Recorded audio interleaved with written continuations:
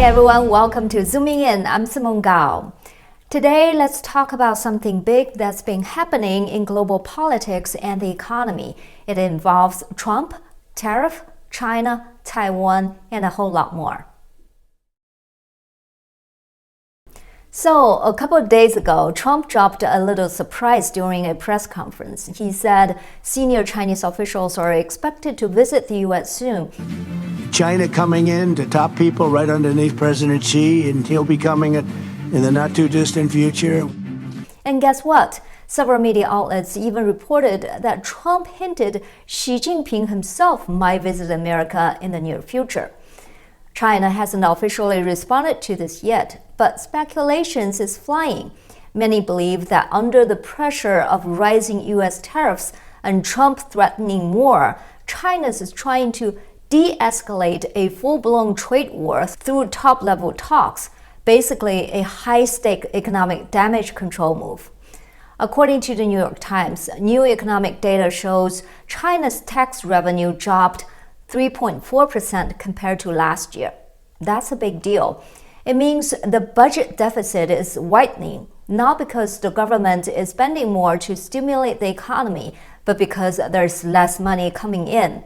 On top of that, local governments have seen a sharp drop in income from land sales, making the situation worse year after year. And now it's even affecting central government's finances. Despite how bad things are, China's keeping a calm face. The foreign ministry spokesperson said, no matter if it is a trade war, economic war, or whatever war, China is ready to take on the U.S. But is that really the case? Trump's tariffs may be painful for the U.S. too, but let's be honest, it's probably China that won't be able to hold out because their economy is in real trouble. Recently, Chinese economist Huang Qifan gave several speeches outlining China's macroeconomic strategy. On the surface, it all sounds solid: clear direction, bright future, confident tone. But if you actually dig into what he's saying, it becomes clear. He's spinning a carefully crafted story, using partial facts to paint a picture of an economy that doesn't really exist. He claims China has now entered a domestic or internal circulation-led economy model, but with domestic and foreign dual circulation both present. Since the 2008 global financial crisis, he says, China's export got hit because demand shrank. Then the Chinese government made a deliberate decision to reduce foreign trade's share in GDP, just like other developed countries did when they reached similar economic stages. He says China has had a 38% foreign trade share since 2016. A drop from 70% before that, and this has nothing to do with the trade war or COVID. It was all intentional. Sounds strategic, right? Except that's not entirely true. Here's the real story. After 2008, China launched a massive 4 trillion yuan stimulus package that kicked off a real estate boom, which exploded in size and significantly raised its share of GDP. That's what caused the foreign trade's proportion to appear to decline, not because of some master plan, but because real estate took over. Then in 2018, Xi Jinping began cracking down on the real estate sector. Following COVID, the property market nearly collapsed, causing its share of GDP to drop sharply. This significant decline is a major reason why foreign trade and investment, already impacted by the pandemic and declining confidence in China, didn't appear to shrink further. They had already been overshadowed by the fall in real estate. So when the government says the economy is developing as expected, that's really not true. What's happening is a series of unconditional crises. This significant decline is a major reason why foreign trade and investment, already impacted by the pandemic and declining confidence in China, didn't appear to shrink further. They had already been overshadowed by the fall in real estate. So when the government says the economy is developing as expected, That's really not true. What's happening is a series of uncontrolled crises.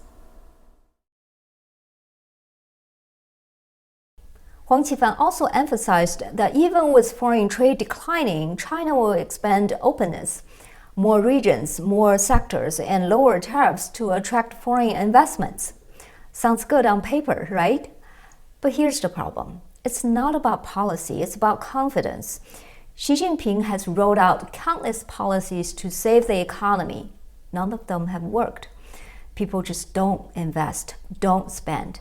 Why? Because Xi's repeated disruptive economic moves have destroyed confidence. Even if foreign capital comes in, who knows what he would decide next month? The uncertainty is everything. So although China's position as the global manufacturing leader and a key investment destination hasn't been fundamentally shaken, it's now difficult to persuade foreign investors to pour money into China. The problem is not the policy, it is Xi Jinping himself.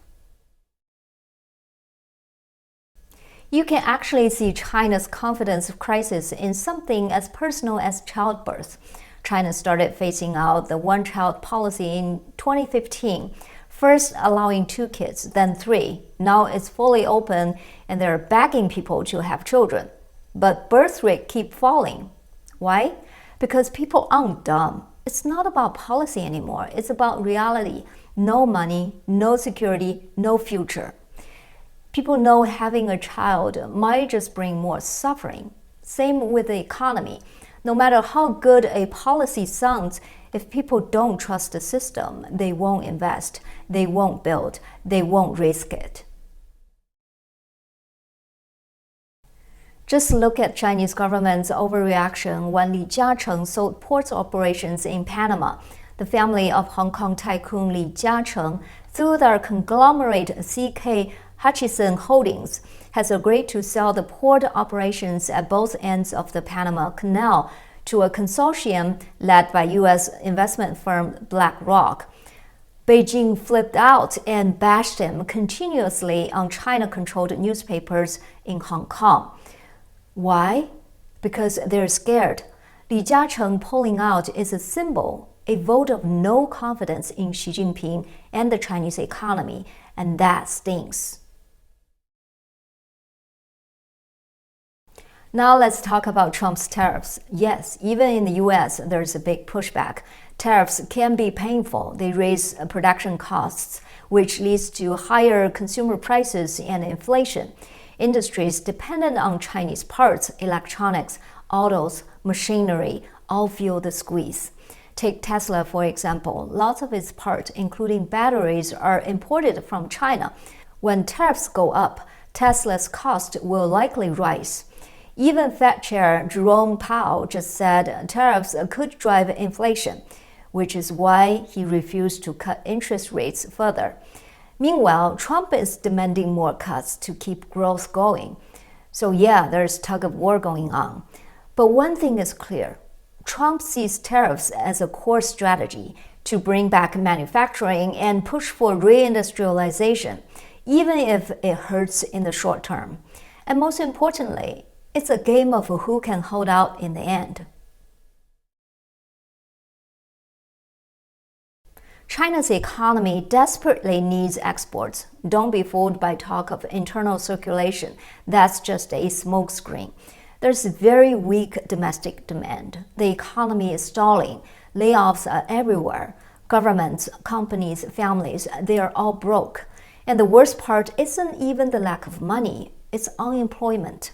College grads, postgrads, millions can't find jobs. That's a social powder keg. Manufacturing? It can't survive on domestic demand. For a lot of factories, if they can't export, they either shut down or lay people off, period. In this context, Trump's tariffs could really crush China's economy. They are already limping. One more blow could break the system, and that gives the U.S. leverage. So, what will the U.S. actually ask for in negotiations? More agricultural purchases? Fentanyl enforcement? I don't think that's all. I believe the real ask might be Taiwan. If China invades Taiwan, the U.S. will hit back, not necessarily with missiles, but with brutal economic sanctions that could plunge China into a deep, deep economic winter. Xi Jinping is stuck. Taking Taiwan is part of his long-term plan, a political necessity for him. If he pulls it off, it will ease domestic anger and restore some faith in his leadership. But if he goes for it, even if there's no actual war with the US, the sanctions alone could finish off China's already weak economy. Xi used to hope for a so-called peaceful reunification, but with Lai Ching-te now in power in Taiwan and Trump's tough stance, that hope is fading fast. The political climate in Taiwan is nowhere near supportive of unification. If Xi doesn't act by 2027, when he will be 74 and his third term ends, his window of opportunity will become much smaller, even if he stays in power after that. So what's going to happen in the Taiwan Strait? We will probably know within a year or two. And this visit from Chinese officials to the US, it's more than just a handshake. Watch it closely. It might be a signal of something much bigger. Thanks for sticking with me through this deep dive. If you found this helpful, give it a like, subscribe, and drop a comment. Do you think China will actually invade Taiwan, and how far will Trump go with tariffs? Thanks for watching. I'm Simone.gao, and I'll see you next time.